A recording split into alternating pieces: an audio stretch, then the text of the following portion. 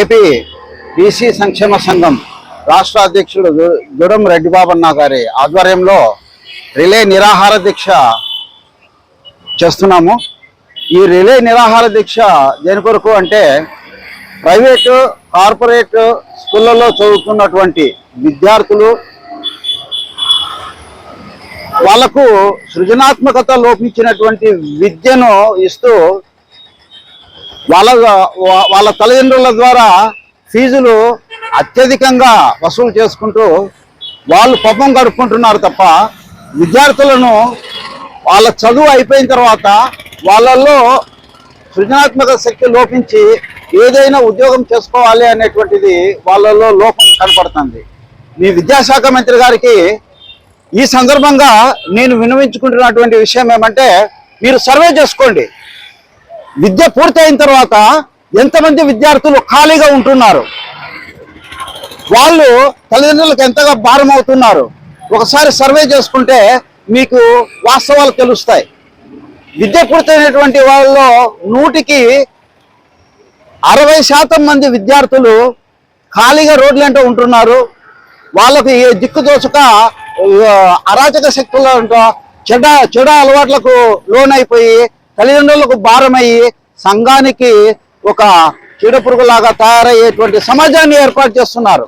విద్య అనేది మీరు సక్రమంగా ఇస్తే, విద్యా హక్కు చట్టాన్ని సక్రమంగా మీరు అమలు చేస్తే ఇటువంటి పరిస్థితి ఉండదు అని నేను తెలియజేసుకుంటున్నా. మీరు సర్వే చేసుకున్న తర్వాతే మీకే తెలుస్తుంది నేను చెప్పినటువంటి విషయము, మేము చెప్పినటువంటి విషయం ఎంతవరకు వాస్తవం అనేది. అయితే ఈ ప్రైవేట్ దందా అనేటువంటిది ఎంత దారుణంగా ఉంది అని అంటే, వాళ్ళు వ్యాపారాలు కూడా చేసుకుంటున్నారు. విద్య చెప్పేది వదిలేసి పుస్తకాలు, షూస్, యూనిఫామ్లు ప్రతి ఒక్కటి మా స్కూళ్ళలోనే కొనాలి, మేమిచ్చే బుక్కులే చదవాలి, మేమిచ్చేటువంటివి మాత్రమే తీసుకోవాలి, బయట తీసుకుంటే మీకు విద్య లేదు. ఇది ఎంత దారుణం అంటే, విద్యా హక్కు చట్టం ఎక్కడ అమలు అవుతుంది? విద్యా హక్కు చట్టం అంటే నిర్బంధ విద్య, ఉచితంగా ప్రతి విద్యార్థి 1వ తరగతి నుంచి డిగ్రీ వరకు ఉచిత విద్య ప్రతి ఒక్కరికి ఈక్వల్ గా వచ్చేటట్లుగా చేసినప్పుడే విద్యా హక్కు చట్టం సరిగా అమలైనట్లు లెక్క. కానీ కార్పొరేట్ సంస్థలు, తర్వాత ప్రైవేటు విద్యా సంస్థలు పెట్టి ఢిల్లీలో వెళ్ళి పబ్లికేషన్స్, విచిత్రమైన సబ్జెక్టులు తీసుకొని వచ్చి అందరికీ చెప్తున్నారు. పిల్లలు విద్య పూర్తయిన తర్వాత వాళ్ళు ఏం చేయాలో వాళ్ళలో సృజనాత్మక శక్తి రావడం లేదు. మరి స్కిల్ డెవలప్మెంట్ సెంటర్లో ఎందుకు పెడుతున్నారు? ఎందుకు పెట్టాల్సి వచ్చింది? ఒకసారి విద్యాశాఖ మంత్రి గారు ఆలోచన చేయాల్సినటువంటి విషయం ఇది. మేము ఈ విషయాన్ని ఖచ్చితంగా నేను మీ దృష్టికి తీసుకొస్తున్నాను. జిల్లా కలెక్టర్లు, డిఈఓలు, ఎంఈఓలు వీటి మీద రిపోర్ట్ ఇవ్వండి, సరైన రిపోర్ట్ ఇవ్వండి. విద్యా సంస్థల్లో ఎలాంటి విద్య ఇస్తున్నారో ఒకసారి మీరు వెళ్ళి విద్యా సంస్థల్లో మీరు చెక్ చేయండి, మీకు వాస్తవాలు తెలుస్తాయి. నిజమైన చరిత్ర ఈ విద్యార్థులకు ఇస్తున్నారా? అన్ని తప్పుడు చరిత్రలు ఇస్తున్నారు. నిజమైన చరిత్ర తెలియని వాడు చరిత్రను సృష్టించలేడు. మన విద్యార్థుల్ని మనము నిర్వీర్యం చేస్తున్నాము.